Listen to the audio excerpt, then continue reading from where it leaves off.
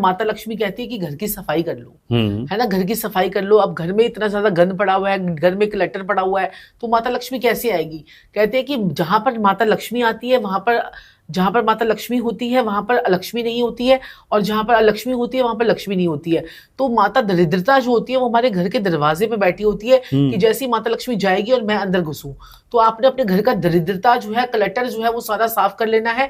दिवाली आने से पहले पहले, नवरात्रों से पहले पहले सारा साफ कर लीजिए, ताकि लक्ष्मी आपके घर में आनी शुरू हो जाए। और सफाई में ही लक्ष्मी आती है ना। तो ये जो है उसके लिए सबसे बड़ा उपाय मैं आपको बताती हूँ। सबसे पहले तो आप क्या करेंगे, अपने घर को क्लटर करेंगे, साथ में आपको ना एक वो सफाई करने वाले एक वो आजकल डिटर्जेंट से आते हैं जिनको आप नालियों में डाल देते हैं। तो वो नालियां जो चौक होती है, वो नालियों के अंदर जो है ना वो डिटर्जेंट जो है वो डालिए। उसके बाद आपका जो क्लटर निकलेगा, राहु की नेगेटिविटी हटेगी और आपके घर में पैसे के रास्ते खुलेंगे। और माँ लक्ष्मी का अगर चाहते हैं कि माँ लक्ष्मी आपके घर आए, स्वच्छ लक्ष्मी आए, शुभ लक्ष्मी आए, स्थिर लक्ष्मी आए, तो आप मेरे मालिक, मेरे प्रभु क्या करें, दहलीज को दूध से साफ करना शुरू कर दे। ये तो इतना पवित्र, इतना अच्छा उपाय है। मैं कहता हूँ माँ लक्ष्मी को दहलीज ही आपकी इतनी पवित्र मिलेगी कि माँ लक्ष्मी कितना प्रसन्न हो जाएंगी कि दूध से दहलीज को साफ किया गया है। डेली ये थोड़ा सा छींटा मारिए और साफ कर दीजिए। अच्छा, हा, प्रभु जी आनंद ही आनंद, परमानंद। मैं कहता हूँ माँ लक्ष्मी आएगी, विराजमान होगी और बीमारी में नहीं जाएगी, कुकर्मों में नहीं जाएगी, शुभ लक्ष्मी आएगी। ठीक है, मनाएं। ऐसा जबरदस्त मेरे मालिक, मेरे प्रभु, मेरे देवता, मेरे आका उपाय बताने जा रहा हूं आपको। मैं कह रहा हूं बड़े बड़े लोगों का ऐसा जबरदस्त काम होने वाला है, आप खुद कहेंगे, आपको मैसेज आएंगे, मजा आ गया सर। अरे वाह। आपने क्या करना है, एक सिक्का लेना है, चाहे वो 1 रुपए का हो, 2 रुपए का हो, 5 रुपए का हो, 10 रुपए का हो। डेली एक सिक्का अपने पितरों के नाम का निकाल के मंदिर में रखना शुरू कर दीजिए। मैं कहता हूं अभी से कर लीजिए। 43 दिन अगर आपने वो सिक्का रख के मंदिर में, और उसके बाद वो जाके किसी भी मंदिर की दान पेटी में डाल दीजिए, सारे के सारे 43 सिक्के। अच्छा, आपको मैं बता रहा हूं प्रभु जी, चमत्कार को नमस्कार होगा, ये मेरी गारंटी है। ये बहुत जबरदस्त। कोई सा भी पितृदोष, कोई सा भी पितृदोष, चाहे मतलब कोई भी पितृदोष हो आपके ऊपर, कितना भी बड़ा पितृदोष हो, ये उपाय अगर आपने कर लिया मात्र 43 दिन में, टूटना नहीं चाहिए, बस ये देखना। अच्छा, ये जाके सिक्के जाके मंदिर में आप चढ़ाया, ये मैं कहता हूं कोई भी प्रॉब्लम आपको नहीं रहेगी, ये मेरी गारंटी है। इतना प्यारा उपाय। लेकिन मैम कई बार हम देखते हैं कि हमारे बहुत काम हो रहे होते हैं और लगता है कि भाई अब ये काम तो हो गया है, इसे कोई नहीं रोक पाएगा, लेकिन वो सांप सीढ़ी वाला जो 99 पे सांप होता है वो काट देता है, फिर हमको 6 पे पहुंचा देता है। ये बनते बनते काम रुक जाते हैं मैम। ये बनते बनते काम जो रुक जाते हैं वो हमारे राहु केतु और जो है ये राकेश की नेगेटिविटी होती है। यानी राहु केतु और शनि जब आपके क्या करते हैं कि राकेश क्या करते हैं, आपकी कुंडली में ऐसे घरों में बैठे होते हैं जो आपके बस अष्टम भाव में राहु बैठ गया, तो बस ये आपको सीढ़ियों पे चढ़ा देगा, फिर उसके बाद 99 पे सांप काट के नीचे वापस आ जाओगे। किस्मत भाव में बैठ जाए, किस्मत भाव में बैठ जाए तो किस्मत खराब हो जाती है। तो कहते हैं ना कि राहु जिसे तारे उसे कौन मारे, राहु जिसे मारे उसे कौन तारे।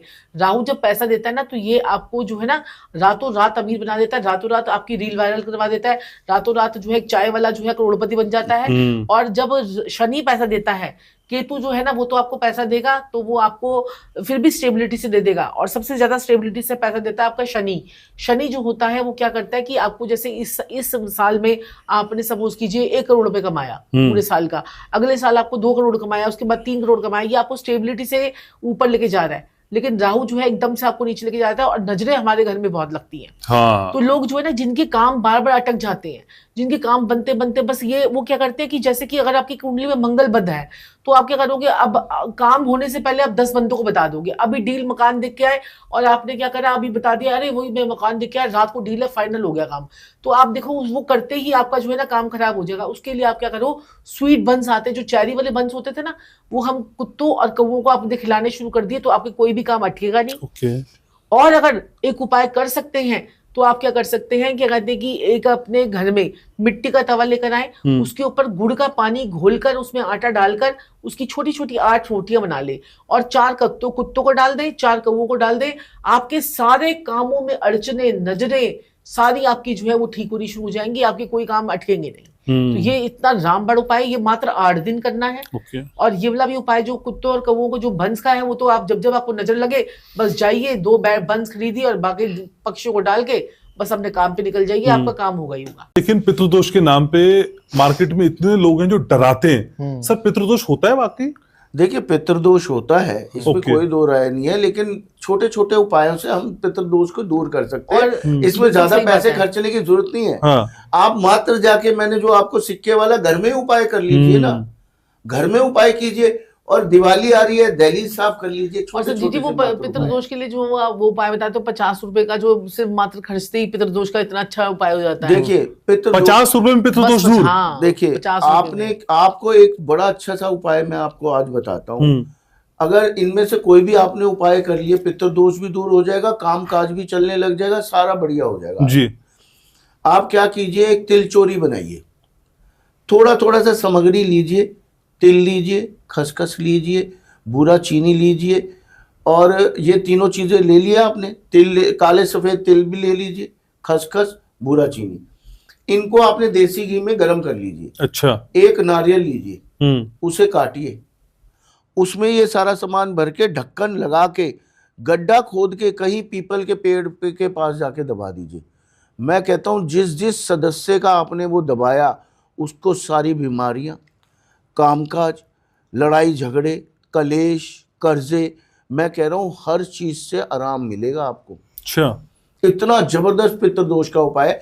मैं आपको एक चीज बड़ी सिंपल से आज बता के जाना चाहूंगा मेरे मालिक, आपके जरिए से, आपके सारे जितने भी दर्शक हैं, आप सोचें कि आप मात्र एक तेज पत्ता जला के या फिर लौंग जला के, इससे आपको कोई आराम आ जाएगा? मैं कहता हूं कुछ नहीं होने वाला।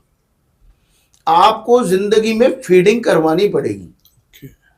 अगर जिंदगी में आपको तरक्की चाहिए, थोड़ी सी फीडिंग वाले उपाय आपको करने पड़ेंगे। अब इसके पीछे क्या लॉजिक है?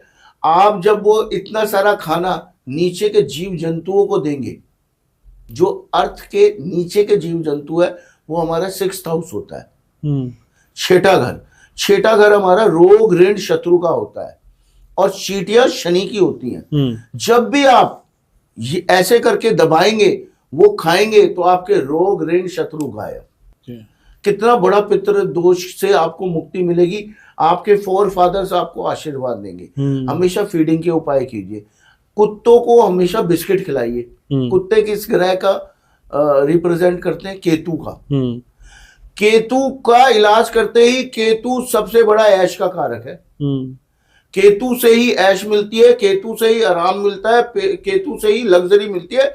लोग शुक्र शुक्र शुक्र बोलते हैं जी। केतु सबसे बड़ा ऐश का कारक है। अगर केतु ठीक नहीं है, आप ऐश नहीं कर सकते, चाहे करोड़ों रुपया हो आपके पास। क्या करना उस पैसे का? कुत्तों को बिस्कुट खिलाइए, देखिए आपको कितना आराम मिलेगा।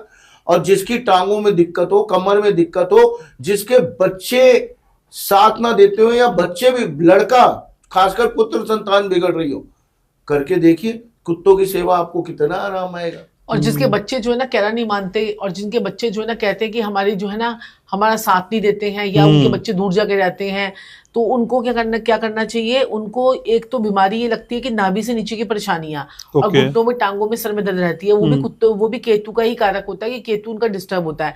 तो ऐसे लोगों को धर्म स्थान पे जो धर्मशालाएं बनी होती है, वहां पर काला सफेद कंबल अगर वो दान कर देते, तो उनके बच्चे उनके कहने पे चलेंगे। ये आजकल बहुत प्रॉब्लम है लोगों के बच्चे कहना नहीं मानते हैं। अब कंबल क्या है? बिगड़ जाते हैं। कंबल क्या है? कंबल किसको रिप्रेजेंट करता है? केतु को।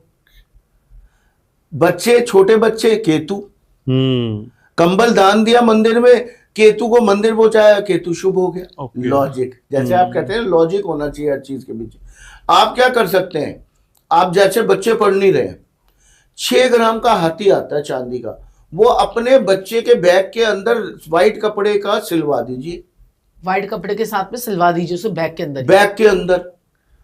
और हल्दी की गांठ पीले कपड़े में बांध के बैग में रख दीजिए।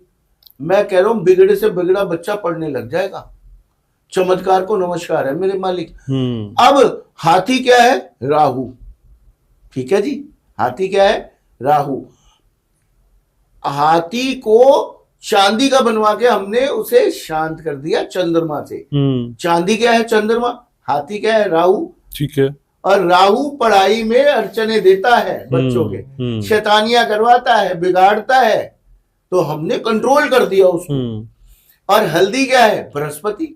ठीक है जी, बृहस्पति पढ़ने का कारक होता है, बृहस्पति ज्ञान का कारक होता है। हमने बृहस्पति को भी क्या किया? कपड़े में बांध के पीले रख दिया, लेकिन कपड़ा सूती होना चाहिए, ये ध्यान रखना है, रेशमी नहीं। रेशमी जहां आ जाएगा वहां शुक्र का मिलन हो जाएगा, वही गड़बड़ हो जाएगी। अब देखिए कितना लॉजिक है हर उपाय में। सूती कपड़ा जो होता है वो शांत कपड़ा होता है, जहां रेशमी आ जाता है वहां शुक्र हो जाता है, वहां पे बृहस्पति और शुक्र गुरु चंडाल योग हो जाएगा। तो हमने हल्दी की गांठ को बांधना है सूती कपड़े में और बच्चे के बैग में रख देना है और साथ में हाथी रख दीजिए। मैं कहता हूं ना बच्चा पढ़े, मैं बैठा हूं यहाँ पे। लेकिन मैम आजकल शनि की ढैया और साढ़े साती, इससे भी लोग बहुत डरे हुए हैं और कई लोगों की राशि पे चल भी रही है। बिल्कुल सही। कैसे पैसा उनके पास आएगा? तो देखो शनि ऐसा नहीं है कि शनि की जब हमारे को ढैया लगी तो हमें समझ में नहीं आया, हम इतनी मेहनत करने लग गए, हमारे पास इतना जबरदस्त पैसा आया। और जब शनि की ढैया हमारी लगी हुई थी, मेरे को तो शनि की ढैया और साढ़े साती दोनों इकट्ठी लगी थी। अच्छा। हाँ, मेरे को दोनों इकट्ठी लगी थी। शनि की साढ़े साती में ही हम लोग पॉडकास्ट में और हम लोग इतने वायरल हुए। तो शनि जब देता है तो छप्पर फाड़ कर देता है। तो आप जो है ना, शनि की साढ़े साती इस वक्त जो है चल रही है मेष राशि वालों पर, कुंभ राशि वालों पर, मीन राशि वालों पर, और ढैया जो चल रही है वो सिंह राशि वालों पर और धनु राशि वालों पे चल रही है।